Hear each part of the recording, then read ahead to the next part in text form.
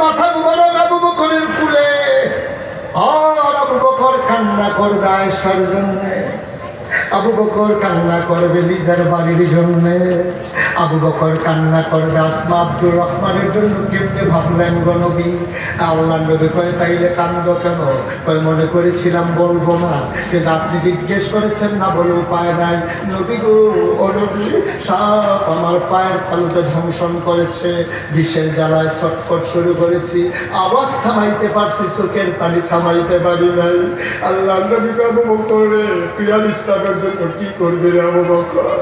আবু বকর, দুনিয়াতে নবীদের কোনো বন্ধু হয় না রে, একমাত্র আল্লাহ ছাড়া। যদি আমি নবীর আল্লাহ হুকুম দিত একজন বন্ধু বানাই দাও, খোদার কসম তুই আবু বকরকে আমি নবী বন্ধু বানাইতাম।